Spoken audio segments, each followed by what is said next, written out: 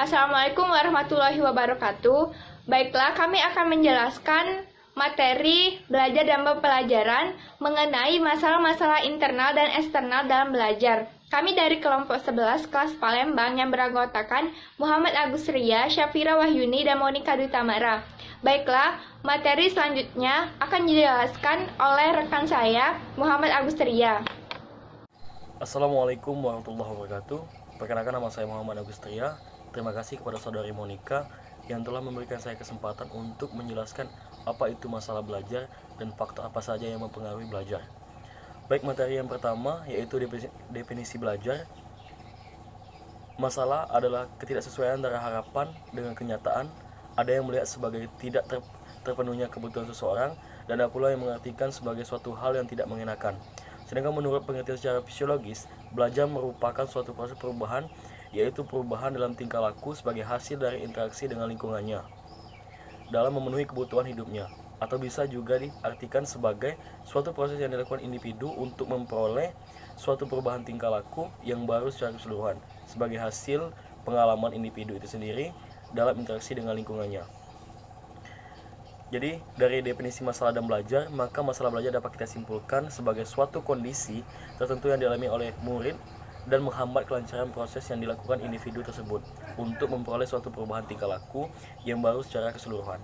Kondisi tertentu itu dapat berkenaan dengan keadaan dirinya, yaitu berupa kelemahan-kelemahan, dan dapat juga berkenaan dengan lingkungan yang tidak menguntungkan bagi dirinya. Masalah-masalah belajar ini tidak hanya dialami oleh murid-murid yang lambat saja dalam belajarnya, tetapi juga dapat menimpa murid-murid yang pandai atau cerdas dalam interaksi belajar. Mengajar siswa merupakan kunci utama keberhasilan belajar selama proses belajar yang dilakukan. Proses belajar merupakan aktivitas psikis berkenaan dengan bahan belajar. Selanjutnya yaitu faktor-faktor yang mempengaruhi belajar. Terdapat dua faktor, yaitu faktor internal dan faktor eksternal. Yang pertama yaitu faktor internal. Untuk bertindak, belajar siswa menghadapi masalah-masalah secara intern. Jika siswa tidak dapat mengatasi masalahnya, maka tidak dapat belajar dengan baik. Oleh karena itu, berikut faktor-faktor untuk mempengaruhi belajar pada siswa. Yang pertama itu ada sikap terhadap belajar. Sikap merupakan kemampuan memberikan penilaian tentang sesuatu yang membawa diri sesuai dengan penilaian. Adanya penilaian terhadap sesuatu memberikan sikap menerima, menolak, atau mengabaikan begitu saja. Selama melakukan proses pembelajaran, sikap siswa akan menentukan hasil dari pembelajaran tersebut. Yang kedua yaitu ada motivasi belajar. Tidak diragukan lagi bahwa dorongan belajar mempunyai peranan besar dalam menumbuhkan semangat pada siswa untuk belajar. Oleh karena itu, siswa meski memiliki semangat yang tinggi dan keinginan yang kuat, pasti akan tetap ditium oleh keangin kemalasan, tertimpa keanganan dan kelalaian. Maka tunas semangat ini harus dipelihara secara terus-menerus. Oleh karena itu, motivasi belajar pada diri siswa perlu diperkuat secara terus-menerus. Motivasi yang diberikan kepada dapat meliputi penjelasan tentang keutamaan ilmu dan keutamaan mencari ilmu, sehingga semangat siswa untuk menuntut ilmu sangat tinggi, dan hal ini akan memudahkan proses pembelajaran. Yang ketiga yaitu ada konsentrasi belajar. Konsentrasi belajar merupakan kemampuan memusatkan perhatian pada pembelajaran. Pemusatan perhatian tersebut terujuk pada isi bahan belajar maupun proses pemerolehannya. Untuk memperkuat perhatian guru, perlu dilakukan berbagai strategi belajar, mengajar, dan memperhatikan waktu belajar serta saling istirahat. Yang perlu diperhatikan oleh guru ketika memulai proses belajar ialah sebaiknya seorang guru tidak langsung melakukan pembelajaran, namun seorang guru harus memusatkan perhatian siswanya sehingga siap untuk melakukan pembelajaran. Yang keempat ada mengolah bahan belajar. Mengolah bahan belajar merupakan kemampuan siswa untuk menerima isi dan cara memperoleh ajaran sehingga menjadi bermakna bagi siswa. Isi belajar merupakan nilai-nilai dari suatu ilmu pengetahuan, nilai agama, nilai kesusilaan, serta nilai kesenian. Kemampuan siswa dalam mengolah bahan belajar menjadi makin baik jika siswa berperan aktif selama proses pembelajaran. Yang kelima itu ada menyimpan perolehan hasil belajar. Menyimpan perolehan hasil belajar merupakan kemampuan menyimpan isi pesan dan cara memperoleh pesan. Kemampuan menyimpan tersebut dapat berlangsung dalam jangka pendek maupun jangka panjang. Proses belajar terdiri dari proses pemasukan, proses pengolahan kembali, dan proses penggunaan kembali. Biasanya hasil belajar yang disimpan dalam jangka waktu yang panjang akan mudah dilupakan oleh siswa Hal ini akan terjadi jika siswa tidak membuka kembali bahan belajar yang telah diberikan oleh guru. Oleh karena itu, menyimpan perolehan hasil belajar sangat penting untuk siswa mengulang lagi bahan pelajaran yang telah dipelajari. Yang keenam yaitu ada menggali hasil belajar yang tersimpan. Menggali hasil belajar yang tersimpan merupakan proses mengaktifkan pesan yang telah diterima. Dalam hal baru, maka siswa akan memperkuat pesan dengan cara mempelajari kembali dan mengaitkannya dengan bahan belajar yang lama. Dalam hal pesan lama, maka siswa akan memanggil dan membagikan kembali pesan dan pengalaman lama untuk suatu unjuk hasil belajar.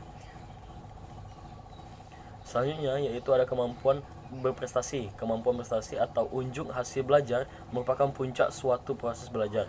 Pada tahap ini, siswa akan membuktikan hasil belajar yang telah lama ia lakukan. Siswa menunjukkan bahwa ia telah mampu memecahkan tugas-tugas belajar atau mentransferasi belajar dari pengalaman sehari-hari di sekolah. Diketahui bahwa ada sebagian siswa tidak mampu berprestasi dengan baik. Kemampuan berprestasi tersebut terpengaruh pada proses-proses penerimaan, pengaktifan, pengolahan, penyimpanan, serta pemanggilan untuk pembangkitan pesan dan pengalaman. Selanjutnya, rasa percaya diri siswa. Rasa percaya diri timbul dari keinginan mewujudkan diri bertindak dan berhasil. Dari segi perkembangan, rasa percaya diri dapat timbul berkat adanya pengakuan dari lingkungan. Dalam proses belajar diketahui bahwa unjuk prestasi merupakan tahap pembuktian perjuangan dari diakui oleh guru dan rekan sejawat siswa. Selanjutnya yaitu inteligensi dan keberhasilan belajar. Inteligensi merupakan suatu kecakapan global atau rangkuman kecakapan untuk dapat bertindak secara terarah, berpikir secara baik, dan bergaul dengan lingkungan secara efisien. Kecakapan tersebut menjadi aktual bila siswa memecahkan masalah dalam belajar atau kehidupan sehari-hari. Dengan perolehan hasil belajar yang rendah, yang disebabkan oleh inteligensi yang rendah atau kurangnya kesungguhan belajar, berarti terbentuknya tenaga kerja yang bermutu rendah. Hal ini akan merugikan calon tenaga kerja itu sendiri. Oleh karena itu, pada tempatnya mereka didorong untuk melakukan pembelajaran di bidang keterampilan. Selanjutnya yaitu kebiasaan belajar. Kebiasaan belajar siswa akan mempengaruhi kemampuannya dalam berlatih dan menguasai materi yang telah disampaikan oleh guru. Kebiasaan buruk tersebut dapat berupa belajar pada akhir semester, belajar tidak teratur, menyia-nyiakan kesempatan belajar, bersekolah hanya untuk bergengsi, datang terlambat, bergaya pemimpin, bergaya jantan seperti merokok. Kebiasaan-kebiasaan buruk tersebut dapat ditemukan di sekolah pelosok, kota besar, kota kecil. Untuk sebagai kebiasaan tersebut dikarenakan oleh ketidakmengertian siswa dengan arti belajar bagi diri sendiri. Selanjutnya itu ada cita-cita siswa. Cita-cita siswa sebagai motivasi intrinsik perlu didikan. Didikan menjadi cita-cita harus ditanamkan sejak mulai kecil. Cita-cita merupakan harapan besar bagi siswa sehingga siswa selalu termotivasi untuk dengan serius demi menggapai cita-cita tersebut. Yang kedua yaitu faktor-faktor eksternal belajar. Proses belajar didorong oleh motivasi intrinsik siswa. Di samping itu, proses belajar juga dapat terjadi atau menjadi bertambah kuat bila didorong oleh lingkungan siswa. Ditinjau dari segi siswa, maka ditemukan beberapa faktor-faktor eksternal yang berpengaruh pada aktivitas belajar siswa, yaitu sebagai berikut. Yang pertama yaitu ada guru sebagai pembina siswa belajar. Guru adalah pengajar yang mendidik. Ia tidak hanya mengajar bidang studi yang sesuai dengan keahliannya, tetapi juga menjadi pendidik pemuda generasi bangsa. Ia bekerja dan bertugas mempelajari posisi guru sepanjang hayat, mengatasi masalah-masalah keutuhan secara pribadi, pertumbuhan profesi sebagai guru merupakan pekerjaan sepanjang hayat. Kemampuan mengatasi kedua masalah tersebut merupakan keberhasilan guru membelajarkan seorang siswa. Yang kedua yaitu ada sarana dan prasarana pembelajaran. Prasarana pembelajaran meliputi sarana olahraga, gedung olahraga, ruang belajar, tempat ibadah, ruang kesenian, peralatan olahraga.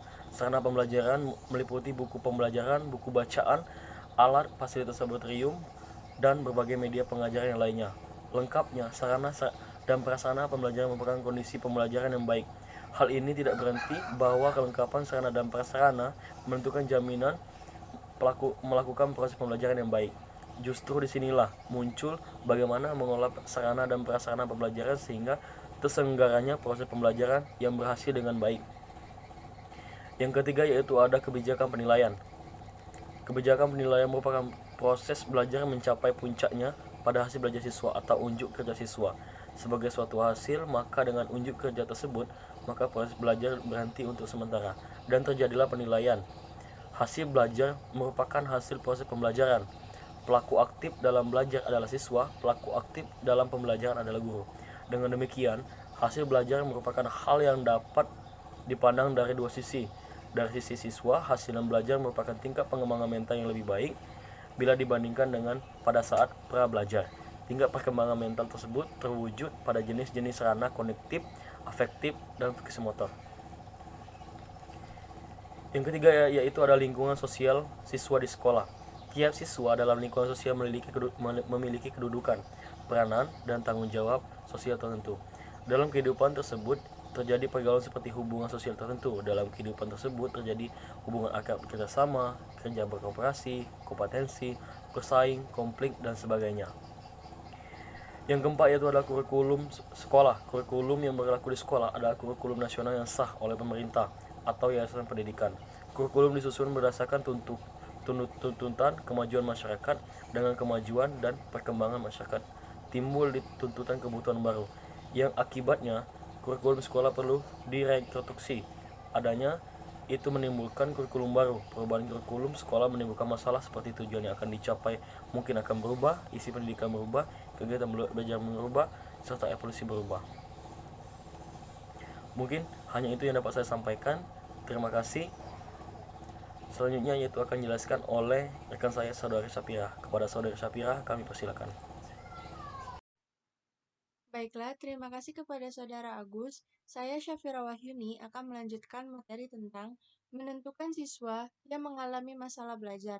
Belajar di sekolah terkait dengan beberapa hal. Dalam bertindak belajar, siswa berhubungan dengan guru, bahan ajar, pemerolehan pengetahuan dan pengalaman, dan tata kerja evaluasi belajar.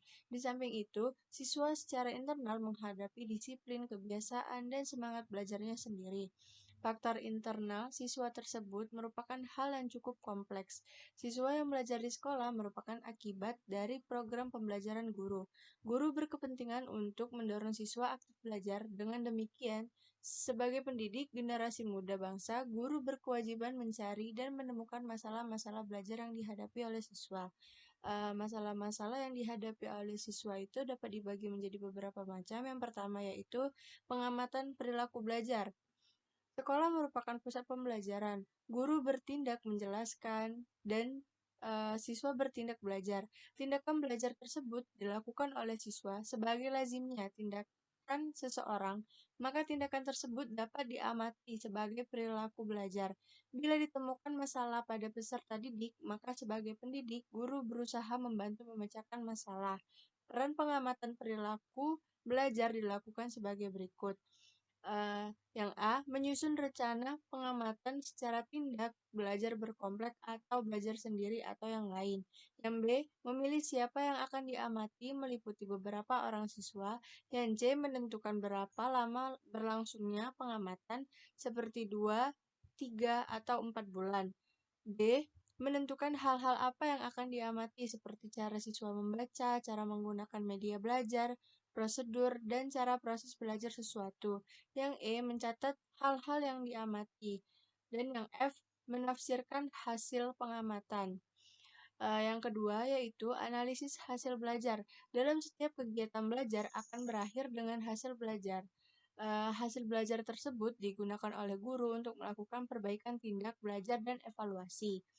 Bagi siswa berguna untuk memperbaiki cara-cara belajar lebih lanjut dalam melakukan analisis hasil belajar. Guru melakukan langkah-langkah sebagai berikut, yaitu yang pertama, merencanakan analisis sejak awal semester sejalan dengan desain instruksional. Yang B, merencanakan jenis-jenis pekerjaan siswa yang dipandang sebagai hasil belajar. Yang C, merencanakan jenis-jenis ujian dan alat evaluasi dan menganalisis kepantasan jenis ujian dan alat evaluasi. Yang D, mengumpulkan hasil belajar siswa baik yang berupa jawaban ujian tulis, ujian lisan, dan karya tulis maupun benda.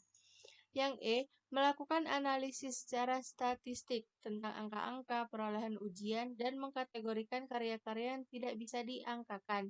Yang F, mempertimbangkan hasil pengamatan pada kegiatan belajar siswa. Yang G, mempertimbangkan tingkat kesukaran bahan ajar bagi kelas yang dibandingkan dengan program kurikulum yang berlaku. Yang H, memperhatikan kondisi eksternal yang berpengaruh atau diduga ada pengaruhnya dalam belajar. Yang I, Guru juga melancarkan suatu angket evaluasi pembelajaran pada siswa menjelang akhir semester. Yang ketiga, tes hasil belajar. Tes hasil belajar adalah alat untuk membelajarkan siswa. Meskipun demikian, keseringan penggunaan tes tertentu akan menimbulkan kebiasaan tertentu. Artinya, jenis tes tertentu akan membentuk jenis-jenis ranah kognitif, afektif, dan psikomotorik. Baiklah, itu saja yang dapat saya sampaikan. Materi selanjutnya akan dijelaskan oleh Saudari Monica. Kepada Saudari Monica, saya persilahkan.